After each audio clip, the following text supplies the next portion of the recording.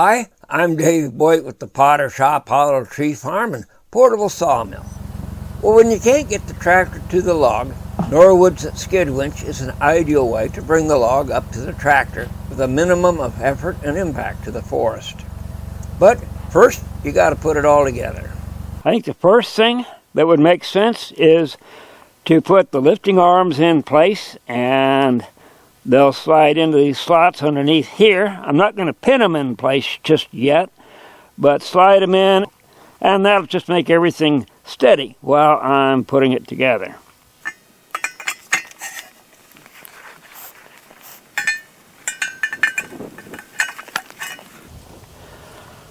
There, that's much better.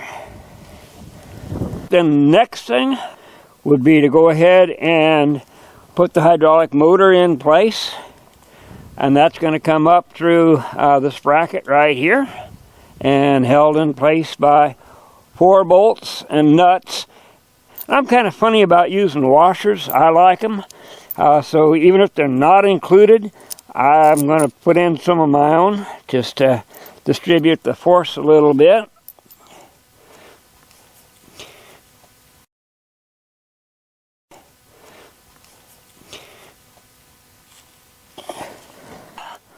And you do want to pay attention to where your outputs for your hydraulics are. I think I'm going to have them, for now at least, have these facing back. I don't want the hydraulic hoses coming around front where they might get bumped by a log. So I'm going to orient the hydraulic pump around this way.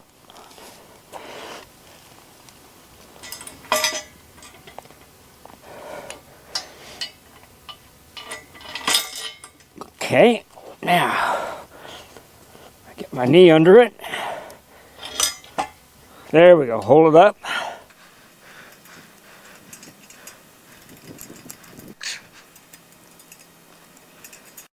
Just finger tight. And then we can come in and get the other two.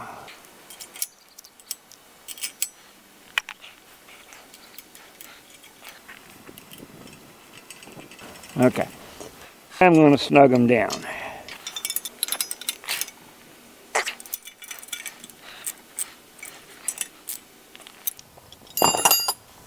Alright, go ahead and put the capstan on. So this blue cover comes off. There we go. And that's just going to, and that slot in the capstan is going to match up with that keyway. And drop her straight down. And for an application like this, especially since it's likely going to be exposed to a lot of vibration, I like to use a lock washer and a flat washer.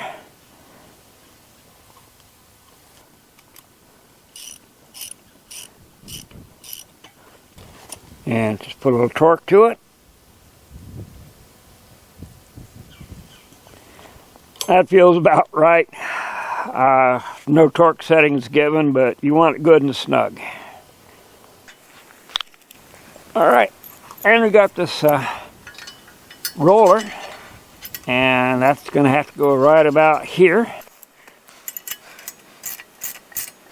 And you want to just watch to where you're just starting to distort the metal here.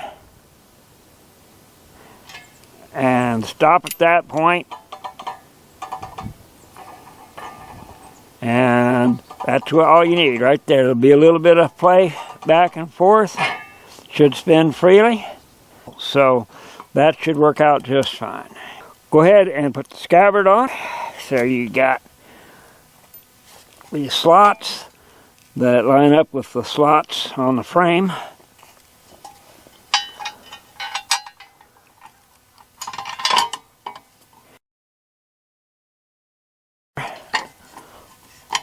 Bring it out where you can work on it. Here we go.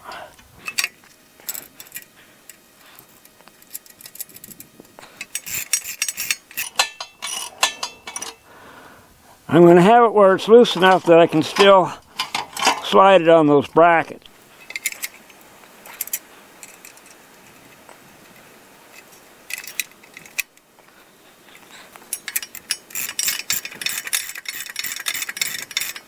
There. So now you want this bracket slid over as far as it'll go, that way, because it has to clear this pin for the 3-point hitch.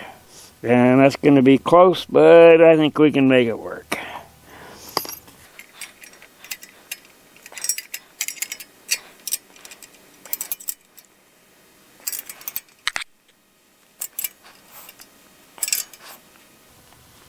There we go. So this washer has a flat ground on one side, and that'll go against the chainsaw scabbard.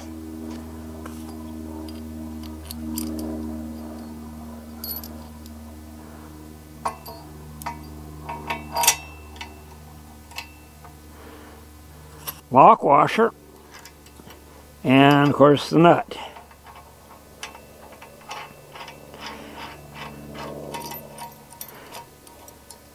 I'm leaving extra threads on this side of the pin just to make sure that that 3-point hitch has plenty of room to slide on there. And it helps to have a pin to go through that hole to keep it from turning while you tighten it down.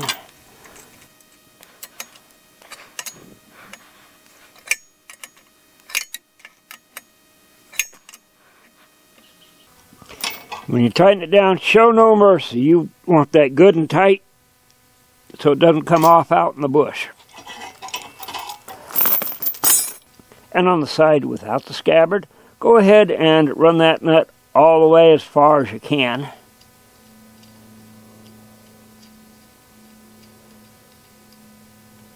There you go. Flat washer, slide it through. So again, flat washer, lock washer, and nut.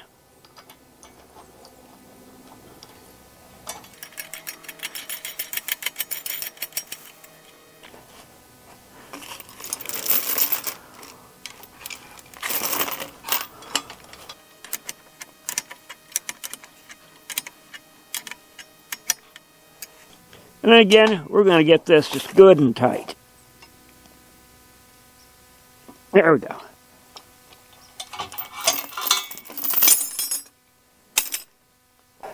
So these two plugs have to come out.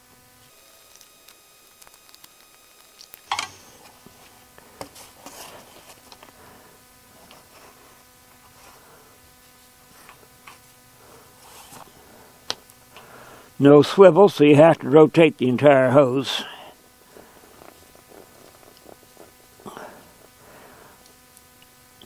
And with these hydraulic lines, you don't want to go super tight because what really seals them is that rubber O-ring, and you don't want to over compress it.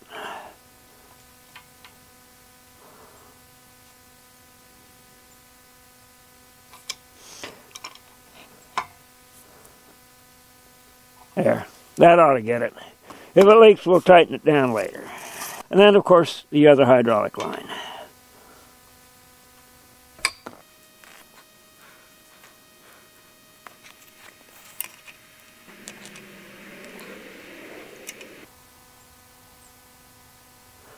There we go.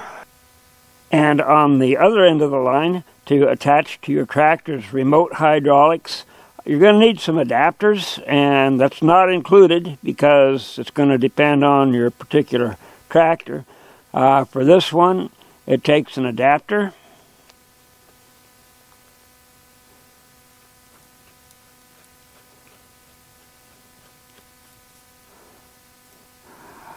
And then your connector.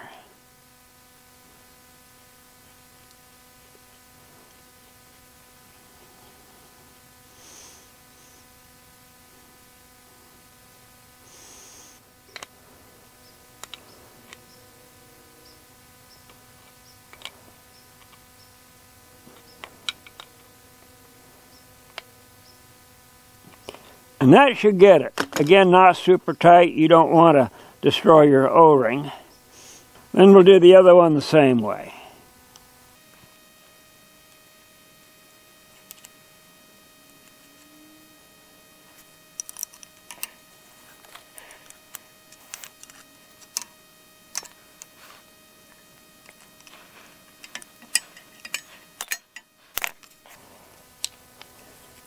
Alright, now it should be ready to hook up. And while we're at it, might as well put a hook on the rope as well.